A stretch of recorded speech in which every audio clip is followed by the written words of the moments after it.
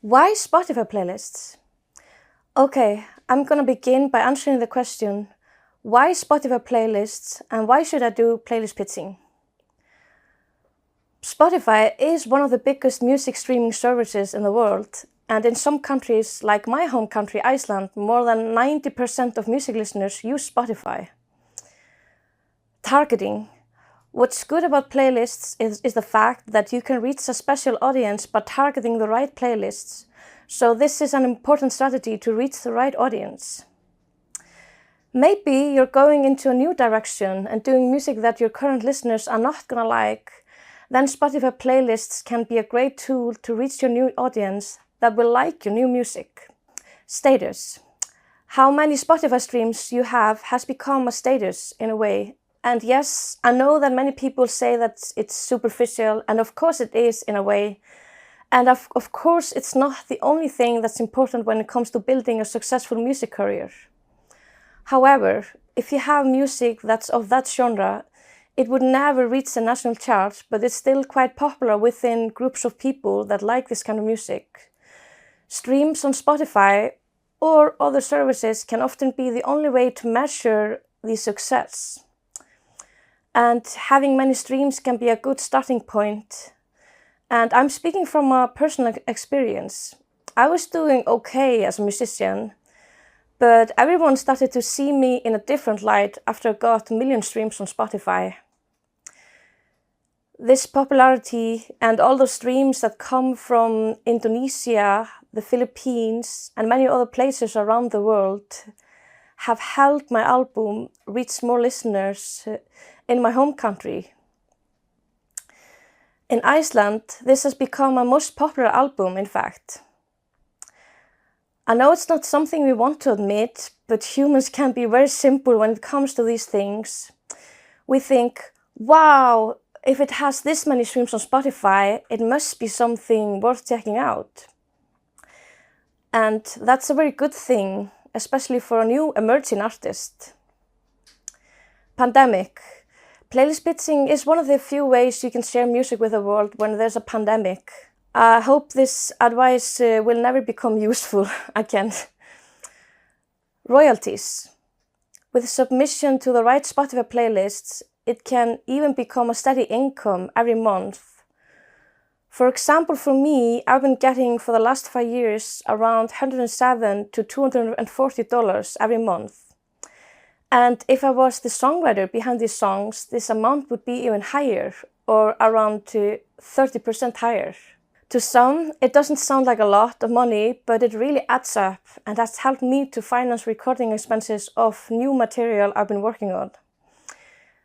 In fact, I would never have recorded my album Bisú if it wasn't for the success of the previous one and the help of the Icelandic government, Record in Iceland. This applies also to people from other countries. If you check out this website, Record in Iceland, you will see information about the 25% subsidization. We have some pretty nice studios here, some out in the countryside with amazing landscapes. So if you're looking for a unique recording experience, I recommend you check this out. Convenience. Playlist pitching can be a comfortable and flexible seasonal work, for example, when you're not doing a lot of concerts. And what I've noticed on my journey is that it can really pay off having a song on a big Spotify playlist for a couple of months, because through that you will be added to more small playlists, user playlists. I've seen this through my songs. I'm getting a few hundred streams every day for the small playlists, so it can really add up over time. But let's be honest, being a musician is tough. And to become successful in music, you have to be crystal clear on your goals and how you want to reach them through marketing. So before you go all in, when it comes to investigating Spotify playlists, it's important you check in with yourself and your deepest desires when it comes to your music career. I'm going to give you 2 examples. Both of these musicians would benefit greatly from Spotify playlists, but with different approaches. Lucy. She is new in the music industry. She has a new album she hasn't released yet. Her big dream is to build a big fan base and tour around Europe.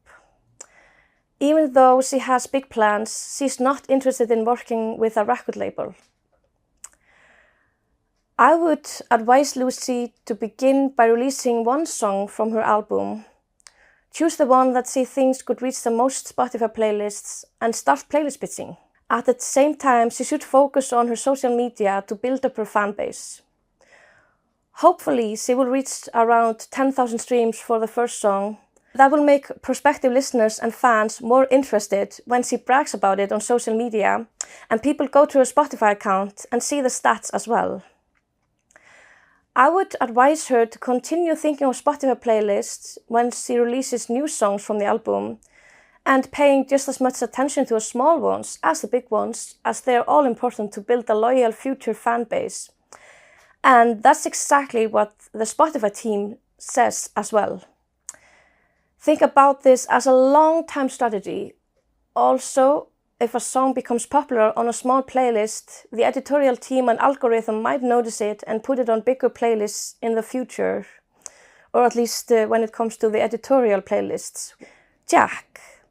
He is in his 40s and has been in the music industry for a long time.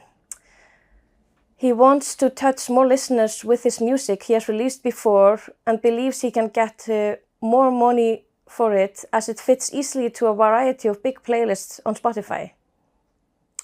He has young kids at home and is a stay-at-home dad, doesn't want to do any more touring, so he likes dedicating a few hours every week to this playlist pitching work. And it's not something he finds draining, because at the moment this is his only outlet when it comes to his music career. He knows he will be doing more songwriting and recording when the kids have become bigger. Jack is not thinking about building a fan base, and he also doesn't have any new music, so he cannot submit it to editorial playlists, which I will explain better later on. I would advise Jack to focus on searching for the biggest user and branded playlists possible, preferably those that are used at cafes and restaurants. It's good to keep in mind that mood playlists are often used in these public places.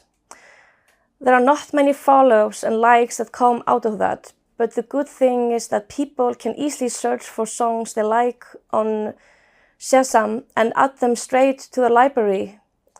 And of course, the royalties you can be getting through these streams that help you.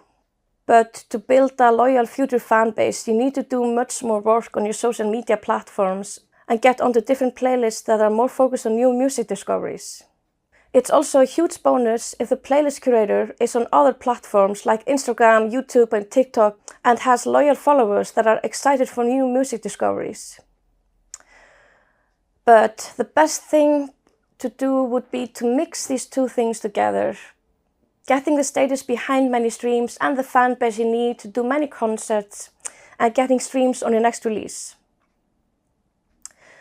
So now you maybe have some thoughts. How could this work for me? I recommend you write it down.